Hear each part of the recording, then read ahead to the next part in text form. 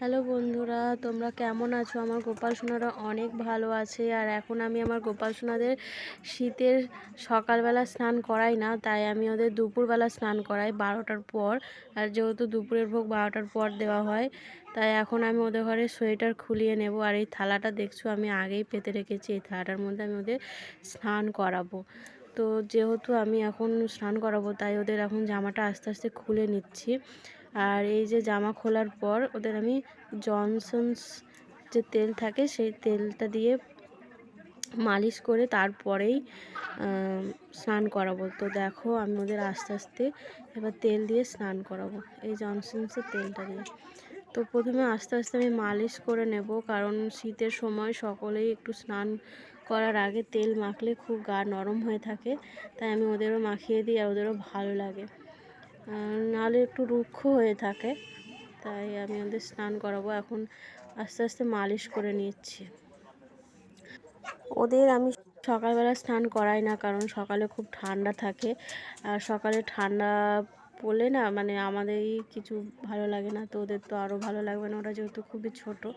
তো আমার এই বড় গোপাল সোনাটার নাম হচ্ছে মোহন, আর এই ছোটোটার নাম হচ্ছে গিরিধারী। তো দেখো আমি এই জলের মধ্যে আগে থেকেই চন্দন দিয়ে রেখেছি, তাই একটু গুলিয়ে নিচ্ছি চন্দনটাকে, যাতে চন্দনটা উঠে জলের সাথে মিশে যায়। তো এই চন্দনে এবার আমি এর মধ্যে একটা তুলসী পাতা দিয়ে দিলাম, আর গোপাল সোনাদের কাছেও তুলসী পাতা দিয়ে দিয়েছি। আর এবার আমি ওদের প্রথমে পায়ে হাতে আর কি জল দিয়ে নিলাম চরণে, তারপরে আমি ওদের মাথায় স্নান করিয়ে দিচ্ছি। আর খুব তাড়াতাড়ি স্নানটা করালাম যাতে ওদের ঠান্ডা না লেগে যায়, যেহেতু এখন ঠান্ডা আর আমার কাছে কোনো গরম জলের ব্যবস্থা নেই, তাই আমি ওদের ঠান্ডা জলেই স্নান করাই, তাই খুব তাড়াতাড়ি স্নানটা করিয়ে নিই। এবং এরপরে আমি খুব তাড়াতাড়ি ওদের জামাটাও পরিয়ে দেবো, কারণ শীতকালে স্নান করার পর খুব ঠান্ডা লাগে, তাই তাড়াতাড়ি করে মানে জলটা সরিয়ে নিচ্ছি। এই জলটাকে আমি জলে দিয়ে দেবো, আর ওদের আমি আগে জামাটা পরিয়ে নেব, তারপরে ওদের। তো বন্ধুরা, এটা আমার চ্যানেলের প্রথম ভিডিও, যদি আমি একটু ভুল ত্রুটি করি তাহলে তোমরা একটু বুঝে নিও। আর আমার চ্যানেল যেহেতু এটা প্রথম, তাই অনেক অনেক কথা হয়তো একটু এদিক ওদিক হতেও পারে, তোমরা একটু বুঝে নিও। আর আমার চ্যানেলটাকে একটু সাবস্ক্রাইব করো, লাইক করো, আমার পাশে থেকো। যেহেতু আমি নতুন চ্যানেল খুলেছি, তাই তোমাদের সাহায্যের অনেক দরকার, তোমরা একটু পাশে থেকো। তো আমার ছোট সোনাকে গিরিধারীকেও আমি সোয়েটার পরিয়ে নিয়েছি। গিরিধারী এই সোয়েটারটা নতুন কিনে নিয়ে আসা হয়েছে। তো এখন আমি গিরিধারীর এই সোয়েটারটাতে একটা পিন দিতে হয়, মানে সেফটি পিন করতে হয়, নাহলে খুলে যায়।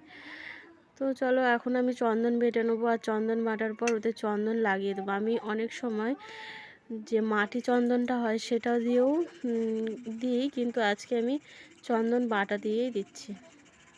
চন্দন বাটা দিয়ে আমি ওদের মাথার যে তিলক হয় সেই তিলকটা পরিয়ে দেব।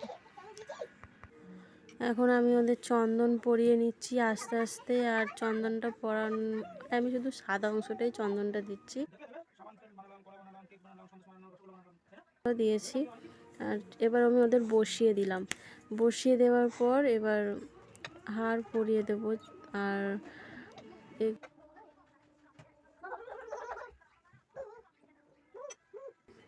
বাঁশিও দিয়ে দিয়েছি।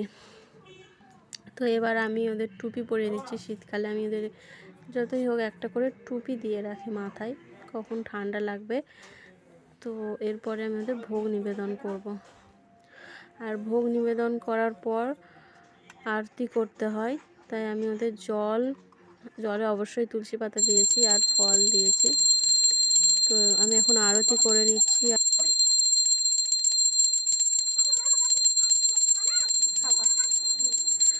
ঘন্টা অবশ্যই বাজিয়ে নেবে। আমার ঘন্টার আওয়াজটা এখানে শোনা যাচ্ছে না, কিন্তু আমি ঘন্টা বাজাচ্ছি।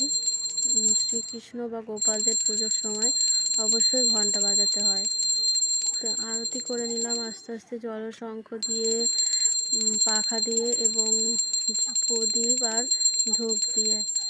এবার আমি ওদের কিছুক্ষণ রেখে তারপরে শঙ্খ বাজিয়েছি, কিছুক্ষণ রেখে তারপরে আমি আসবো আর কি। এসেছি, আসার পর আমি ওদের বন্ধ করে মানে ঘরটা বন্ধ রেখেছিলাম। এরপরে আমি ওদের আজকে দুপুরে আমি ওদের ফল দিয়েছি আর ফলটা খাইয়ে দিচ্ছি। ফল খাওয়ানোর পর আমি ওদের একটা টিফিন বক্সে কিছুটা ফল অলরেডি দিয়ে রাখবো, যাতে ওদের যদি কখনো খিদে পায় তাহলে ওরা খেয়ে নেবে। আর তোমরা কিন্তু আমার চ্যানেলটাকে অবশ্যই সাবস্ক্রাইব করো। আর এরপরে আমি ওদের কিছুটা খাবার দিয়ে রাখছি, যাতে ওদের খিদে পেলে খায়। তোমরা